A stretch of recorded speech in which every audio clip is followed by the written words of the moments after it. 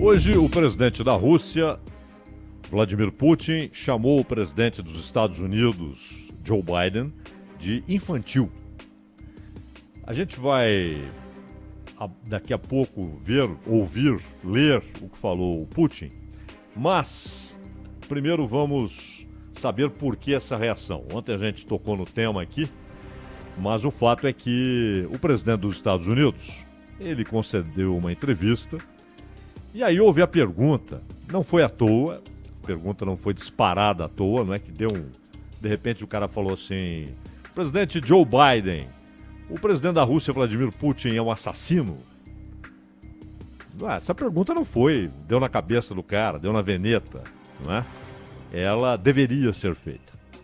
E o Biden respondeu sim, dizendo que Vladimir Putin é um assassino. E também pediu, isso durante a entrevista, um outro ponto da entrevista, que os imigrantes não tentem entrar nos Estados Unidos. Aqui, só abrindo parênteses, para a gente voltar para o tema principal, havia uma série de medidas que dificultavam aquelas massas desesperadas, né? Tentando sair da América Central, principalmente Honduras, El Salvador, atravessando o México, portanto entrando na América do Norte, no México, e tentando chegar aos Estados Unidos. E aí o Trump fez uma série de acordos com o governo de Honduras, o governo da Guatemala, de El Salvador, para que dificultassem essas saídas, esse êxodo, e com o governo do México, com López Obrador, para que ele conseguisse deter essas massas, né, que de tempos em tempos vão, aquelas grandes colunas, tentando chegar aos Estados Unidos. E o López Obrador, inclusive, mesmo à custa de alguma popularidade, porque muitos mexicanos não gostaram disso, mas ele de fato cumpriu o acertado com o Trump. Então ele estabeleceu barreiras, mas tinha de fazer com que os imigrantes ficassem no México e depois eles eram devolvidos aos seus países de origem. O problema é que alguns países como Honduras e El Salvador estão tomados por gangues, pelo crime, organizado em alguma medida. Não são grandes organizações, mas são gangues organizadas, armadas e que impõem uma situação de terror, principalmente nas periferias de Tegucigalpa, da cidade da Guatemala, de San Salvador. E essas pessoas fogem. E claro, são pessoas que estão desempregadas, numa situação econômica terrível e tentam chegar ao país mais rico do mundo, que está logo ali, logo depois do México. Isso também acontece com mexicanos. O NAFTA, de certa forma, diminuiu muito o fluxo de mexicanos, ainda há. E o Biden, ele estabeleceu que estrangeiros que estejam irregularmente nos Estados Unidos, mas já há um tempo, que eles poderão trabalhar e não poderão ser deportados agora e terão tempo para que consigam trabalho e um visto de permanência. Não é o cartão verde e tampouco a nacionalidade, mas é a autorização oficial para que fiquem nos Estados Unidos e trabalhem. Quando isso foi anunciado, uma massa se moveu em direção à fronteira do México com os Estados Unidos, tentando entrar e buscar um trabalho e se garantir. Por isso o Biden está dizendo, não foram as mesmas medidas e tal, que levaram a isso, mas ele passou a pedir aos imigrantes que não se desloquem para os Estados Unidos. Um pedido inócuo, não é? Se barreiras, polícia, cães, muros, cercas com arame farpado, cercas eletrificadas, o exército do México, a polícia do Texas, da Califórnia, se nada disso é suficiente para evitar que eles tentem, pelo menos tentem, imagine se um pedido do Biden surtirá algum efeito. As pessoas desesperadas continuarão tentando chegar aos Estados Unidos. Bom, mas na entrevista então, o Biden fez essa declaração a respeito da Rússia. Ele disse que pensa que Vladimir Putin é um assassino. Foi uma entrevista à ABC News.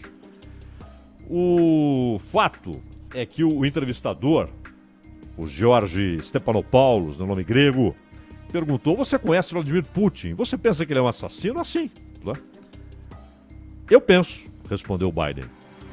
Os dois discutiam um relatório dos serviços de inteligência dos Estados Unidos, que foi divulgado na terça-feira. Um relatório ruim, fraco, cheio de dúvidas, sem conclusões que de fato são aceitas imediatamente pelo conjunto de provas.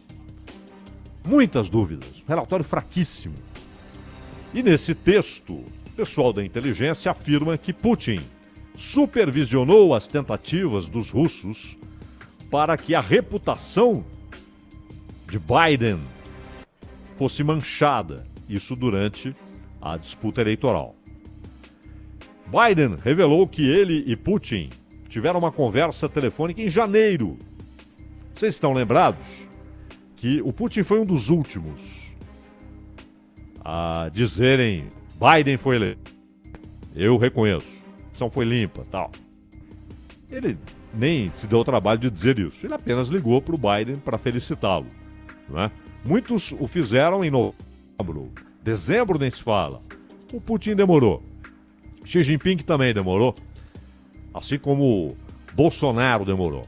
Mas, no final das contas, todos ligaram, mandaram cartas pro Biden, parabenizando pela vitória, desejando um ótimo mandato, aquela coisa protocolar.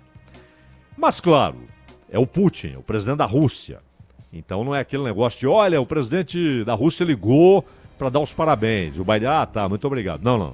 Aí eles conversam, não é? Eles fazem questão de trocarem ideias.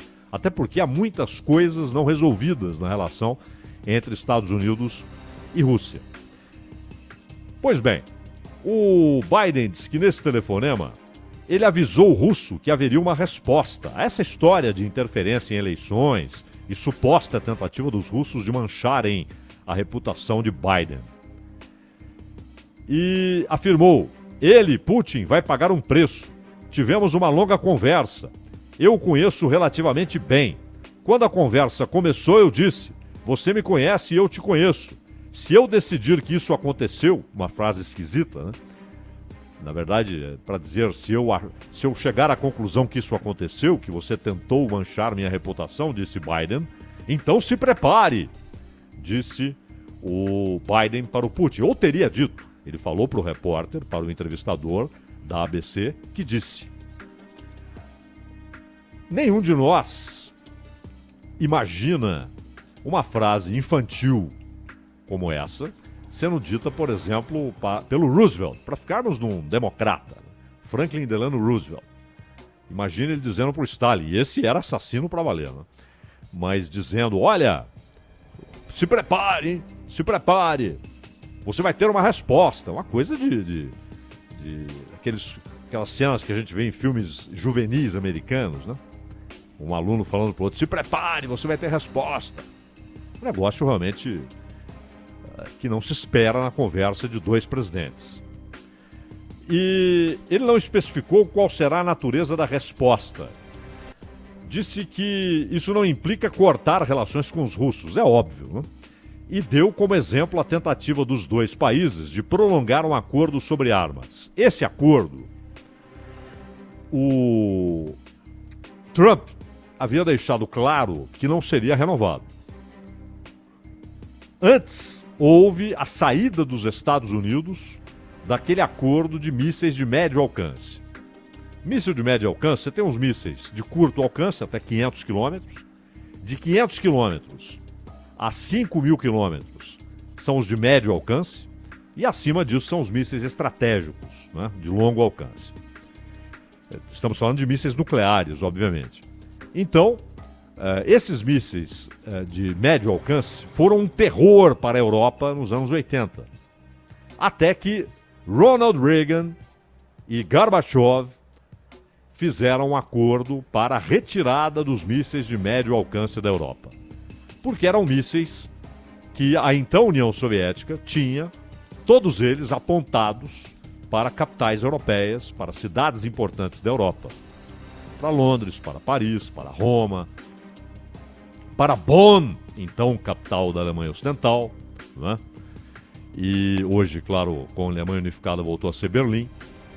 Enfim, para Madrid. E fatalmente esses mísseis atingiriam seus alvos. Não havia dúvida quanto a isso. Não é? Então, os Estados Unidos, em resposta, colocaram seus mísseis também no continente europeu.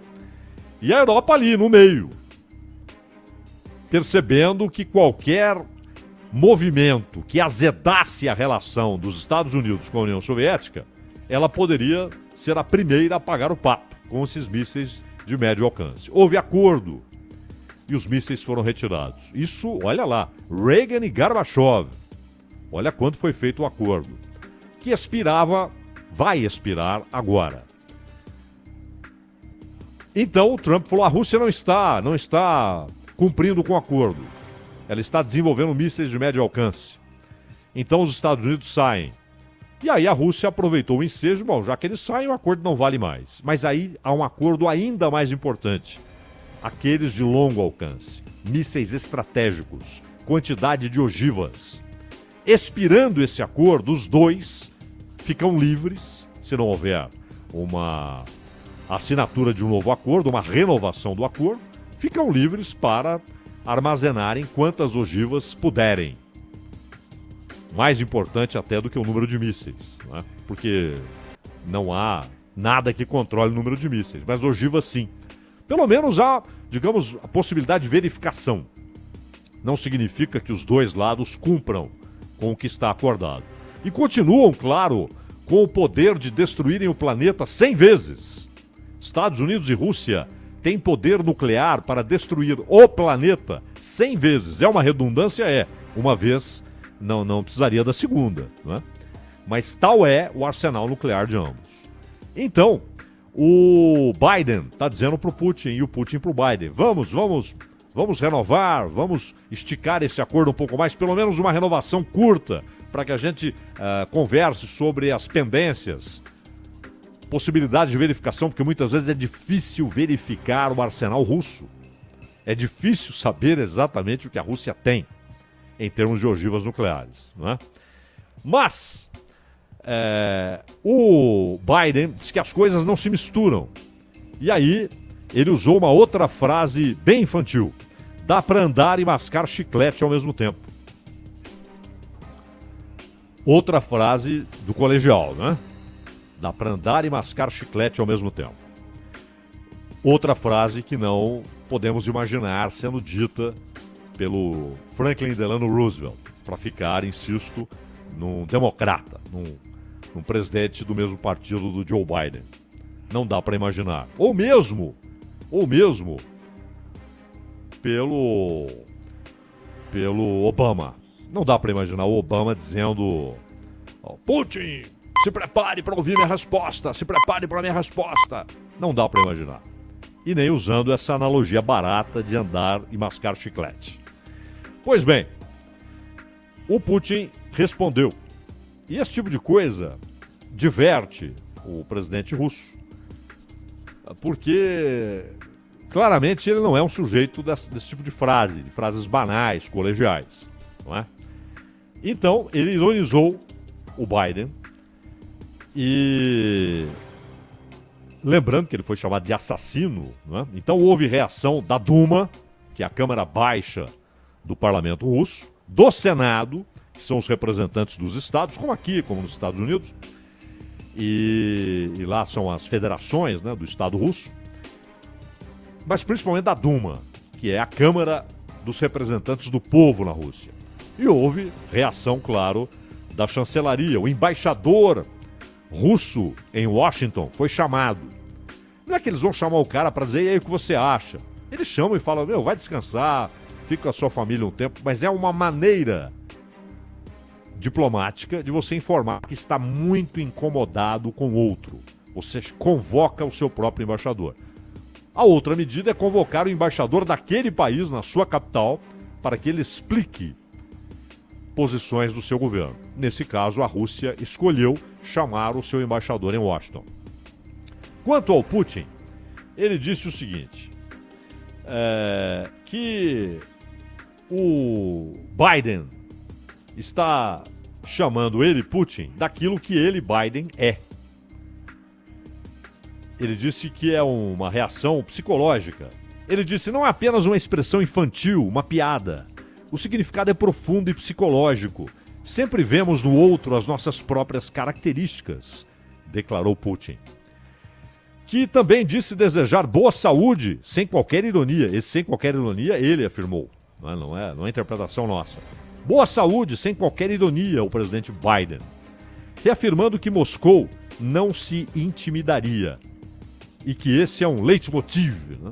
É o mote da sua diplomacia. Não se intimidar. Pois bem, mas o que está por trás da pergunta e da resposta? Em determinado momento da disputa eleitoral, alguém teve acesso a e-mails do filho de Joe Biden, Hunter Biden, que escancaravam operações da família na Ucrânia. Há um caso que é oficial, porque o Biden era vice-presidente do Obama. Quando ele libera, tinha autoridade para isso, concedida pelo Obama, $1 bilhão para a Ucrânia. É dinheiro. Como ajuda? Afinal, a Ucrânia estava sendo ameaçada pela Rússia, o sistema democrático ucraniano estava em jogo, o leste da Ucrânia tomado por paramilitares favoráveis à secessão na região de Donetsk. Tudo isso é verdade. Porém, o empréstimo foi precedido de uma decisão do poder ucraniano, do Estado ucraniano, aí não só do governo, mas inclusive do judiciário, de atender um pedido de Biden para que fosse removido um promotor geral que, vejam a coincidência, investigava uma grande empresa da Ucrânia onde trabalhava Hunter Biden, filho de Joe Biden. Isso veio a público e, na época, um jornal que não tem nem de longe a importância, mas que vende para burro, hein? Vende muito. É o jornal com o quarto colocado em circulação nos Estados Unidos, que é o New York Post. Um jornal que muitas vezes traz porcarias, né? Ele não tem o respeito de que desfruta o Washington Post, o New York Times. Óbvio que não. O New York Post. Mas ele trouxe essa informação. O que disse a campanha do Biden? Isso é coisa da inteligência russa. A Rússia plantou esses e-mails. Ocorre, isso foi lembrado por um jornalista que os brasileiros conhecem bem, o Glenn Greenwald, que aliás saiu do Intercept por conta disso. Ele escreveu um texto extraordinário do ponto de vista jornalístico. Longo, muito longo, mas você não consegue parar pela metade, porque é muita informação, muita opinião de qualidade, trabalho de jornalista. Greenwald, anti-Trump, detesta Trump, mas é jornalista, não é panfletário. Não estava fazendo trabalho contra o Trump ou a favor do Biden, estava fazendo jornalismo.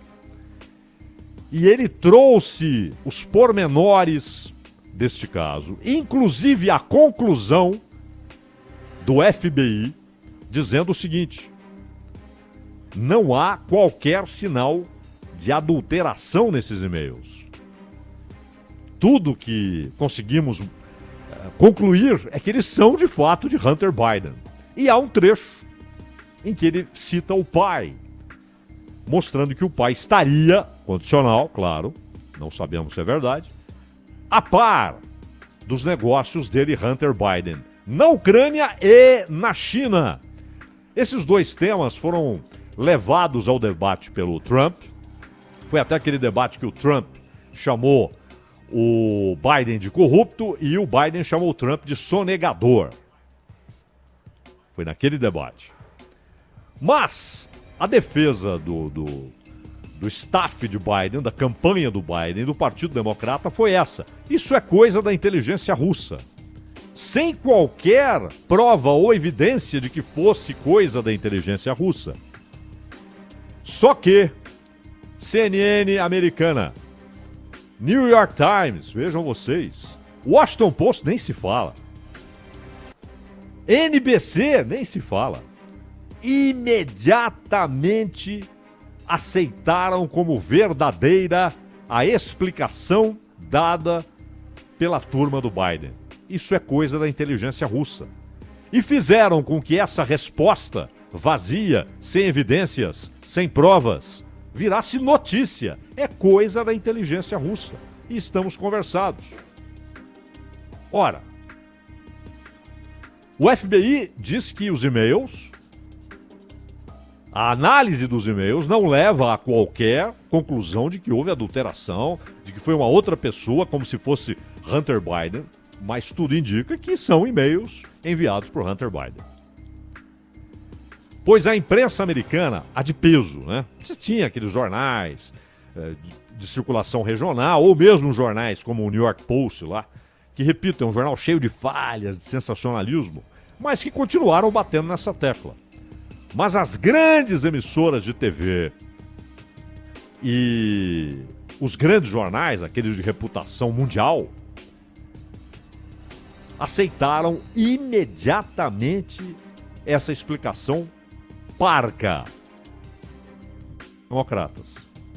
E mais, aquela tradição de investigação da imprensa americana, aquela que levou à elucidação do Watergate, ela desapareceu. E nós vimos grande parte da mídia americana virando simplesmente distribuidora de panfletos pró-Biden. Insisto, a tradição americana de, em editorial, anunciar que o jornal, a TV, anuncia em editorial quem apoia uma eleição presidencial é fantástica. É jogo limpo, aberto, transparente. Apoiamos o candidato tal, por isso, por isso, por isso. Perfeito. De uns tempos para cá, a imprensa brasileira começou a fazer isso.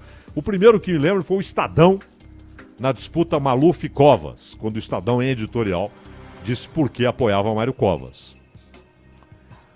Mas ainda é coisa rara. E aqui temos o problema de que rádio e televisão não podem se manifestar em eleições a favor desse ou daquele. Temos uma legislação ditatorial que engessa os meios de comunicação para que informem bem e tragam análise precisa e digam por quê. O problema é que na eleição de 2020, o pensamento exposto em editorial invadiu o noticiário. Isso não pode. E o Greenwald, insuspeito, que jamais pode ser chamado de alguém que apoiava Trump, pelo contrário, odiava, detestava o governo Trump, odiava os conceitos do Trump, as ideias do Trump, e odeia ainda, e detesta o que foi o governo Trump, e detesta as ideias do Trump, mas ele é jornalista. Então ele escreveu expondo tudo isso e o pessoal falou para ele, do Intercept Internacional, não. Vamos mudar aqui, vamos tirar os trechos que são incômodos para o Biden. Ele falou, me deu o boné, tô indo embora. E publicou por sua própria conta o artigo. Extraordinário. Um artigo extraordinário. Repleto de informações e de análise precisa. Sem se incomodar quem estava sendo atingido pela informação. Fazendo jornalismo e não sendo porta-voz de quem quer que seja. Então o Biden não pode mudar o discurso de que a Rússia tentou interferir na eleição e tentou manchar a imagem dele. Porque essa é a única resposta que eles encontraram para a história dos e-mails. Essa história de recontagem, que muita gente tratou como inédita na eleição do ano passado, ela foi pedida pela Hillary Clinton, que também falava em anulação de eleições, argumentando a história da interferência russa.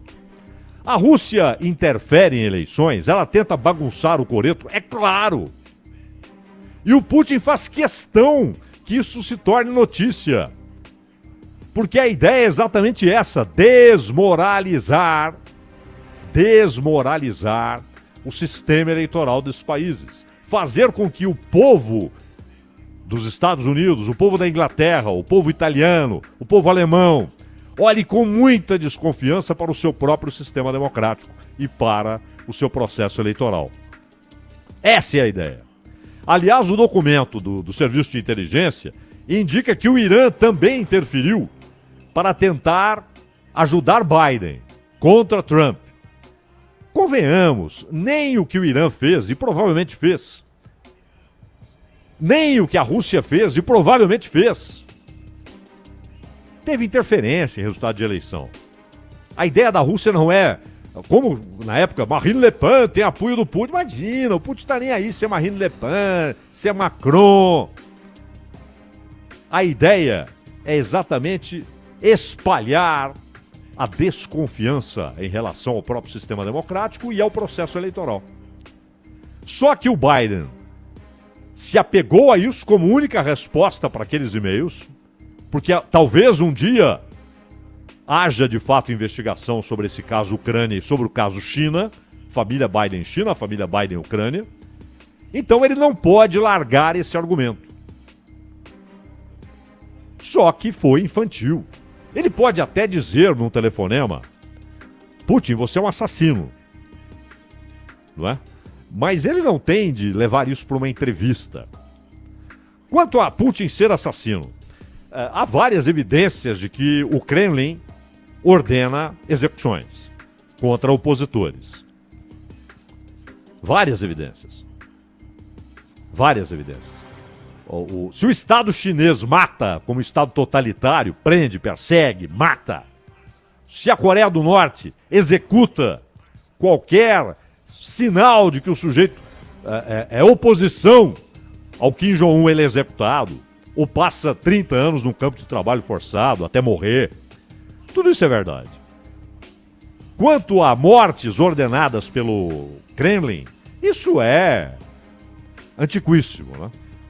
O Estado russo matava antes da Revolução Bolchevique, durante o Estado Bolchevique, sob Stalin nem se fala, era assassinato em massa. Aliás, principalmente na Ucrânia, execuções em massa. Continuou matando com Khrushchev, com Brezhnev. E ainda hoje o Estado russo ordena execuções. Como os Estados Unidos ordenam execuções. Algumas o mundo recebe até com alívio, ao Bin Laden. E principalmente no governo Obama, não porque o Obama gostasse mais do que os outros de ordenar execuções, mas simplesmente porque no governo Obama houve o desenvolvimento pleno dos drones, ou seja, sem envolver qualquer oficial, qualquer militar numa ação de execução, tudo remoto. Manda o drone, ele vai lá e executa. E aconteceu também porque foi uma época de muito crescimento do Estado Islâmico durante o governo Obama. Então, execuções ocorreram com muita frequência. No Afeganistão, contra gente do Talibã, no Paquistão, no Iraque, na Síria, muitas execuções. Os grandes governos, os governantes de grandes estados, eles ordenam execuções. Só que no caso do Putin, assim como no caso do Bin Salman da Arábia Saudita, não são execuções de quem tenta derrubar o governo, de quem tem, na verdade, faz parte de um grande movimento para destruir o Estado e estabelecer uma nova era, um novo tipo de poder, como era o caso do Estado Islâmico. Não, o Putin mata pequenos opositores, jornalistas que incomodam, ou o Kremlin mata. Não é? Mas acho difícil que qualquer coisa seja feita pelo serviço de inteligência militar ou civil da Rússia sem que Putin diga ok. Putin chegou ao poder apenas como a face da nomenclatura, como eles chamam na Rússia, com K, nomenclatura. Quando Yeltsin já não era confiável, ele desembarcou como primeiro-ministro, passou a governar de fato, e Yeltsin estava inviabilizado, inclusive, por seus problemas pessoais, e depois Putin virou presidente, e aí ele deixou de ser a face da nomenclatura, ele se tornou a personificação da nomenclatura, o poder. E é um sujeito genial em termos de estratégia de política internacional. No tabuleiro do xadrez internacional, ele é genial. Ainda mais neste mundo atual de líderes medíocres, intelectualmente medíocres, culturalmente medíocres, politicamente medíocres, como o Biden. O Putin é genial. Mas, de fato, há muitas evidências de que ele mandou fazer N ações de execução de opositores e até de jornalistas. Não há a menor dúvida. Mas, claramente, o grande problema é o que leva Biden a falar isso numa entrevista. Por que ele falou numa entrevista? Algo que o sujeito pode até pensar, mas dificilmente um presidente fala do outro. Porque ele precisa se agarrar à resposta que o partido e seu staff deram de que tudo aquilo sobre Ucrânia e China era coisa da inteligência russa, era coisa do Putin, para sujar a reputação dele, Joe Biden.